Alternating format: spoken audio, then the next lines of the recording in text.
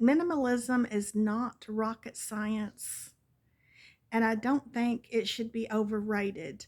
I don't think it should be thought of as something that it isn't. I don't think a lot of time and energy and stress should be spent on it. We should just have what we need and don't have what we don't need. So, from experience, I have 8 tips, and I've been on both sides. I've been on extreme hoarding side, and I've also been on the minimalist side. I've lived with 2 hoarders, and as soon as I could break free from all that, I did. So here are my 8 tips.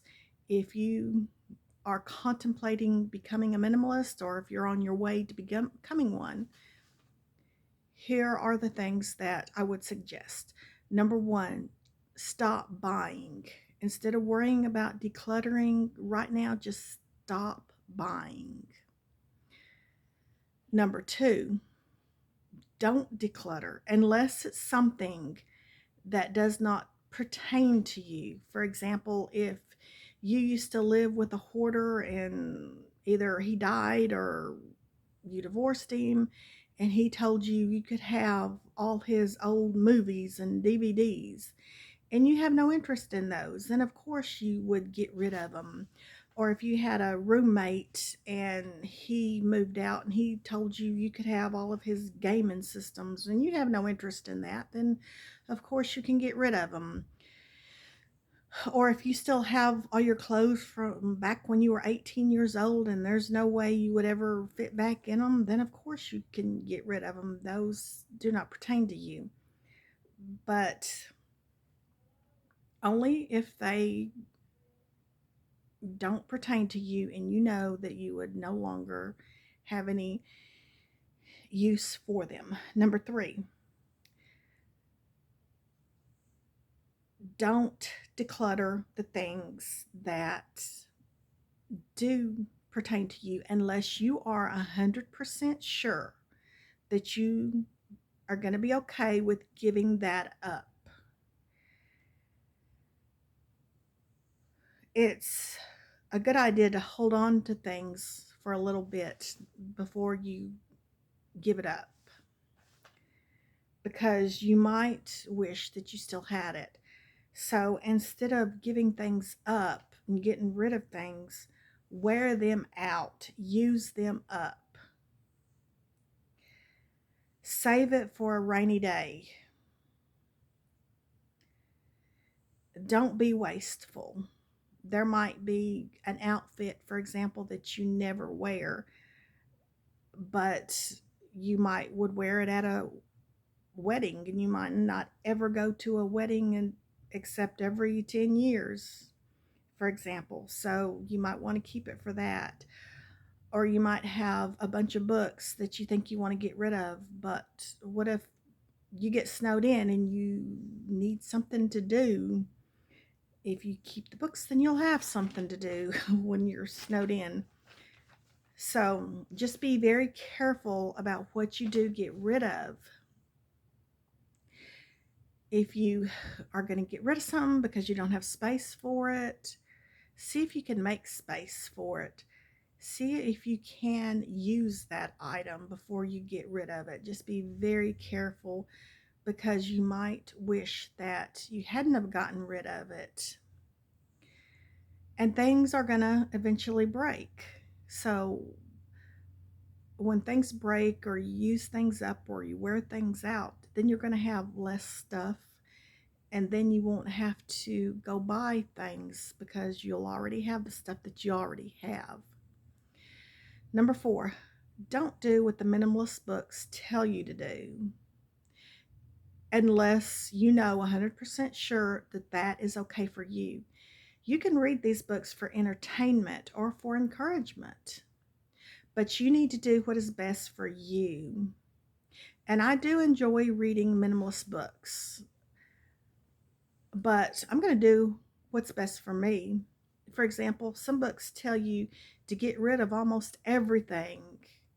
To me, that's wasteful.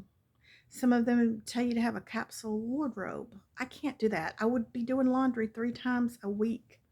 Some of them tell you to get rid of all color, just have black, white, and gray.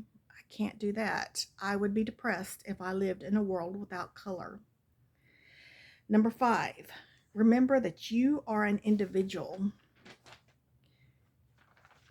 You have a personality.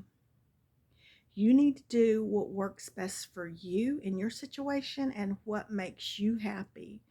Don't do what the so-called minimalist handbook says you should do.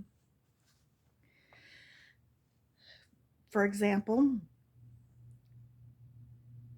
some people do the one in, one out, and that's okay if that's what you choose to do, but I don't. I just have what I need and don't have what I don't need.